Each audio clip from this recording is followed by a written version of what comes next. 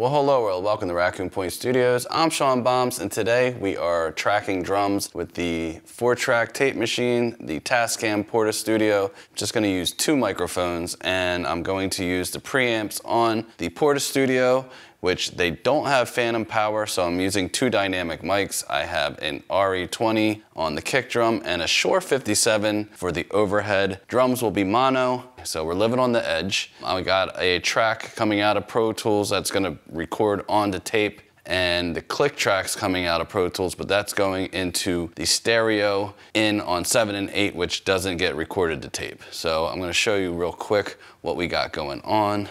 This and this are coming out of Pro Tools and going into channel 3 and 4 of the Portastudio, and this blue one right here is the click track. The Shure 57, I don't know, 2.5 to 3 feet above the kit, pointed down in between the snare and the kick drum. The RE20 is pretty far in there, pointed at the beater. I could probably pull it out and try to get more of the kit, but I want that tight kick drum sound. I don't want it too boomy. We'll come over here, and see, the thing about this is it's got its own little mixer in there, but it can get complicated quickly. What I'm doing is just coming into 3 and 4, and I have to have the volumes on here really far down because the line outs are way too hot. I could probably just go into Pro Tools and turn everything down, but yeah, you know what? I could just do that, huh? Let's see if I could do that real quick. Well, you see, I'm coming out of Pro Tools 13 and 14, so I'm gonna just pull this down. I'm gonna pull it down like 20 dB, and then that way I can put these at their optimal levels because they want you to have it around there when recording, which is this between 7 and 8 somewhere. So let me see what happens when I hit play. I think I can turn it up a tiny bit. So I'm gonna turn this up. So I'm gonna stay there. That looks pretty safe. It's hitting 0, and then it's going in between the 3 and the 6. The kick doesn't need any gain, and the overhead did. I used a little EQ, a little bit of top end. This is a 10K shelf, and then I took out a little bit of 250, and I left the low end alone. And then for the overhead, I'm not touching anything. All right, so everything's gonna record onto the 4 channels directly. Yeah, and we'll see how it sounds. Take 16.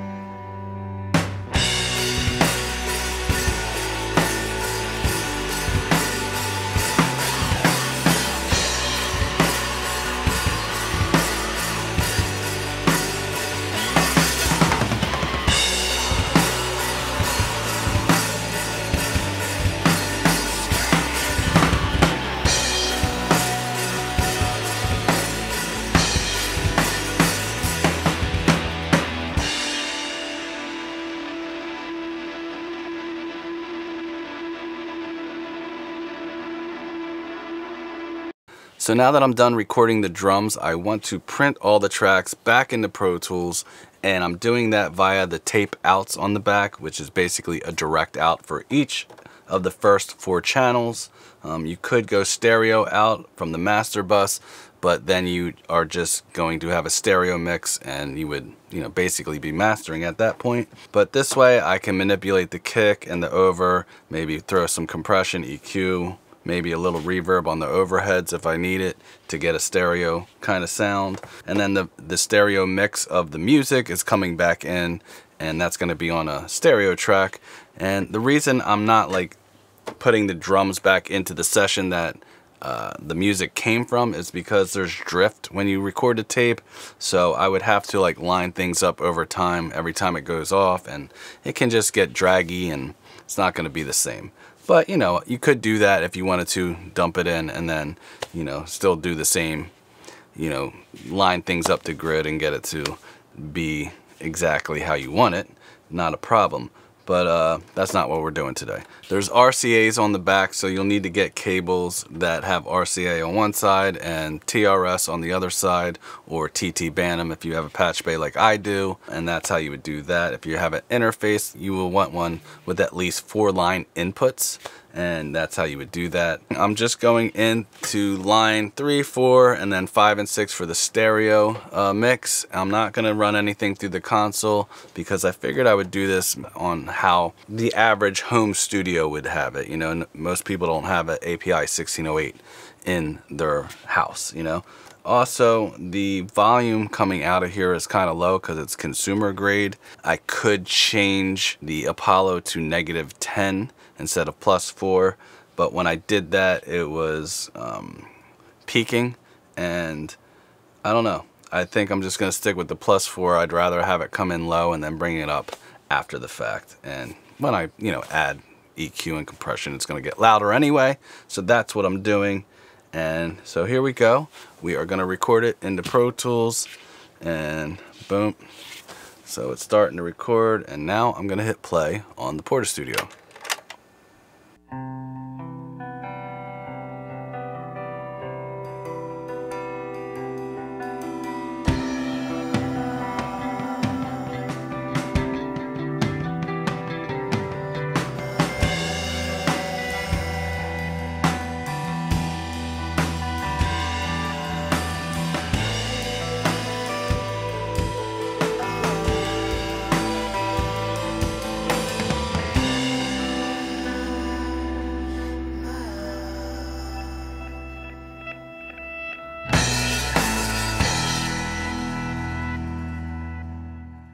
Alright, so now that I've put everything into the computer, I have mixed everything, and I'm going to show you what I did and show you what it sounds like and all that stuff. I like to use routing folders in Pro Tools. You can use basic folders. I like to use the routing folders because then if things get a little too hot somewhere down the road, I can just turn those faders down and kind of rebalance things if I need to. And then also it gives me the ability to put other stuff on groups as a whole. So, you know, I'll do like stuff to the drum bus, parallel compression, some rooms, whatever, and, you know, whatever else I do, but then everything will feed to a final destination before it goes to my 2-bus. And that way, if I want to put a clipper on, I like to put Fatso Juniors on everything. Sometimes the Ampex tape machine. Even though I record it with tape, the tape plugin still helps. These are mono drums, so I was trying to get them to be a little bit more stereo. So I'm going to show you what I did. And that's the other thing, I like these folders because I can just hide stuff. I know other DAWs had it way before Pro Tools, but this is the folder over here. This is drums, then it's kick and the over, and then I have these other buses in the path. So my drum bus, my drum crush, so parallel compression, a room sound. Even though I have a big room, I was trying to add stereo width a little bit. And then I ended up at the end using a delay to try to even add a little bit more width. I'll just let you hear what it sounds like. So just the drums.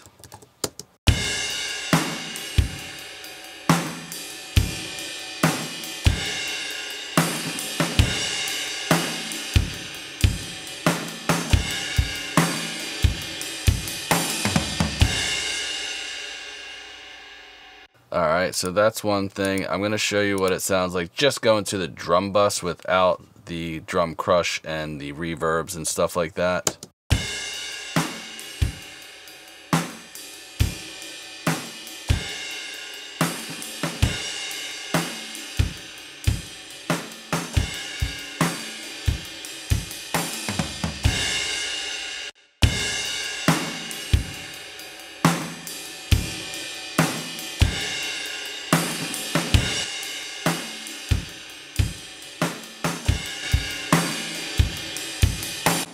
So it's not like it was horrible for mono drums. It just, you know, just add a little bit more width and excitement and try to get it to gel with the mixed music. I used the channel strip on the kick drum.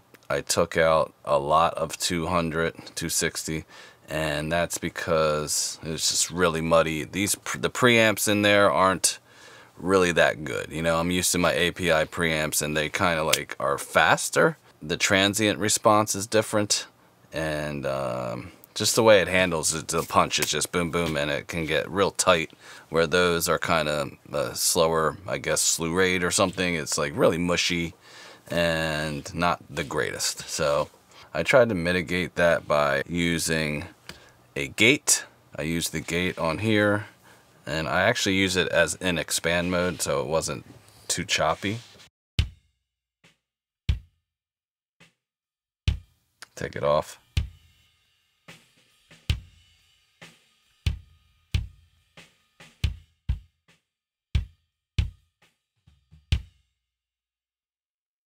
And then I'll put the EQ on and off.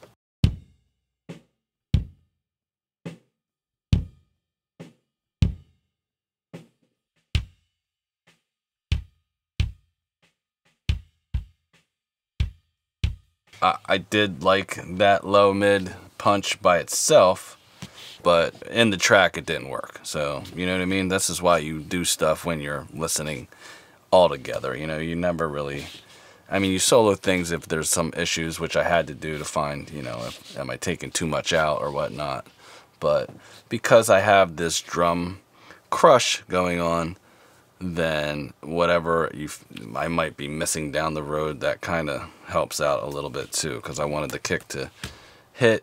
I want you to feel it, but I want you to hear it as well, so it kind of locks in with the bass a little bit. So the overhead, I took out a little bit of 20 kilohertz, and then I just rolled off a little bit at the bottom. A lot of people will roll off a lot of the bottom end for an overhead, but because it's two mics and I'm capturing the toms and everything else just with a one Shure 57 that is mid-range heavy, I'm not going to roll it all off and then I have these weak sounding drums. So that's what I'm doing there. And then I boosted 14 kilohertz, I don't know, 5 dB, and then 5 kilohertz I took out where the hi-hats and cymbals got a little ricey sounding to me. And then let's see, I took out a little bit of 350, and I didn't touch the low end, and I didn't touch a compressor. I tried compressing a little bit and I didn't like it. It brought the snare out for sure, but the cymbals started to get a little too washy for what I wanted.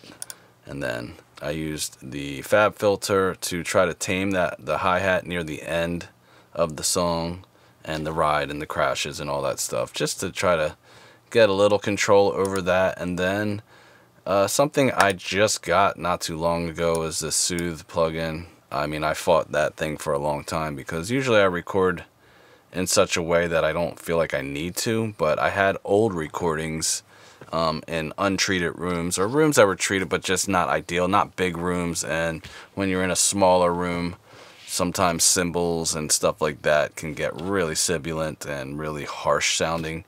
And some of it was recorded with, you know, lower end microphones and maybe not the best preamps at the time or something like that. And so it really actually saved some of my older recordings that I was trying to do remixes on. So it's good for that kind of stuff, and I feel like it helped. I'll show you.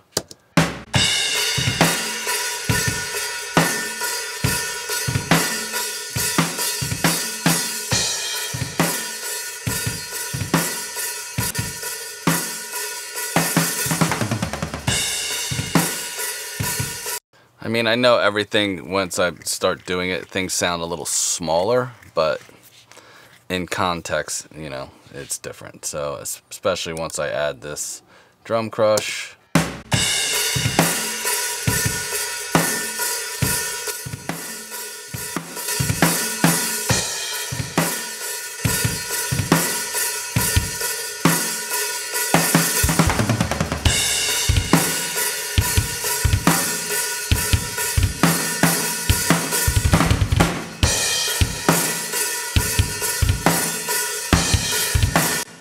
That's all a matter of taste. I was just trying to get it to go with the music that I had already pre-recorded over Superior Drummers, drums or whatever, and obviously I'm competing with a multi-mic'd kit and grooves that are better than anything I can play, because I'm not a drummer, but I play one on YouTube. And then on the final, I put these, I use newfangled audio clippers. I just want to try to keep those peaks at bay, and then I have the fat. So even though it was on tape, it just helped give some bottom end, because the tranny function on the fat, so it really helps get some harmonics in the low end for me. And then it also, like when you play it on smaller speakers, it helps. Let's see, I use Valhalla pre-delay, kind of long, the decay kind of long, but I don't have the sends super high. Let me see, what do I got? Yeah, -7, so it's, and then I even sent the kick there, but very, very low, just to try to have some glue and cohesiveness to it. And then the delay, lower too. Did I? Yeah, I did it on the kick drum too, but again, it's really subtle. And I 1 by 32 and 16th dot it. I just messed with it until it sounded good. I rolled off some high end, rolled off a little bit of low end, and that's it. The decay is as low as you can be, and it's on wet. And again, I'm gonna take out the room sound and the delay sound so we can hear that. Let's do that first.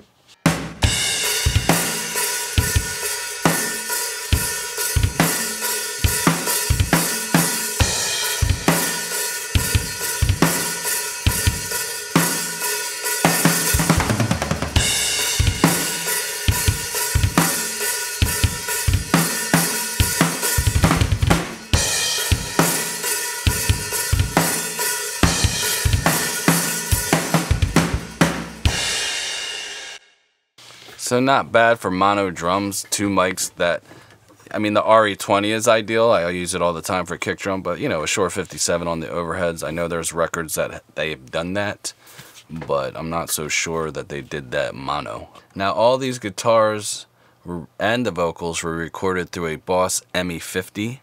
And it was for a video I did showcasing that pedal. So I already had the music. I was like, oh, let me just use this music. It was already pre-mixed basically, so all I did was put a Fatso Jr. on it and a curve bender, and the curve bender is 1 dB at 3.6 and half a dB at 12, and that's it. I'm just trying to make these pieces fit together, just to show you my Fatso.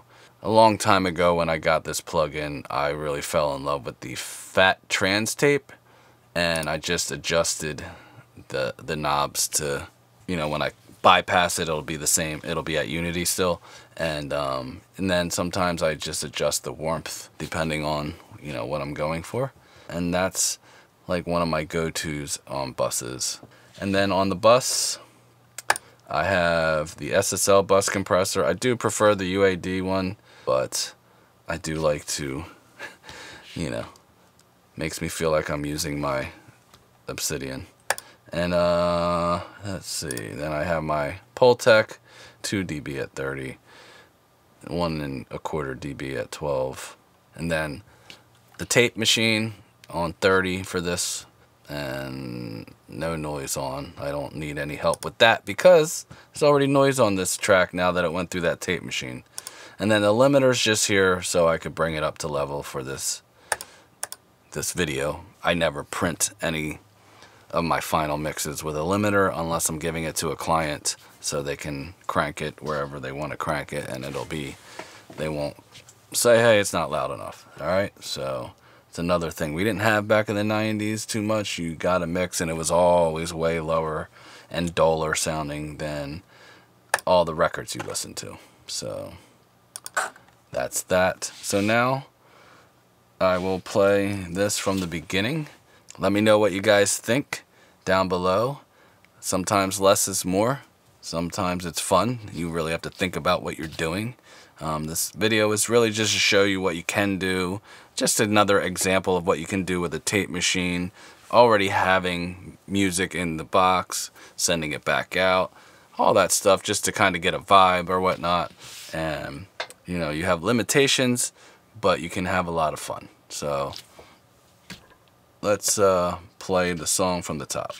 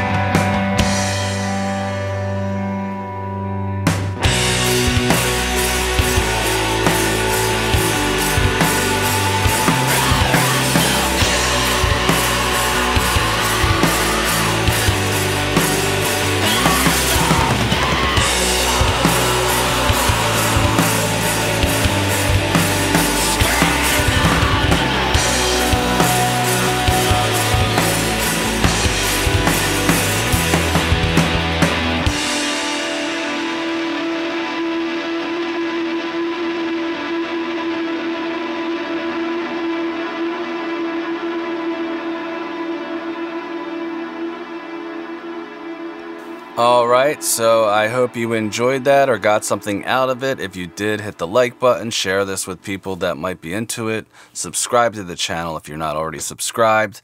Thank you to all my new subscribers. We really appreciate it here. And I will see you in the next one. Bye-bye.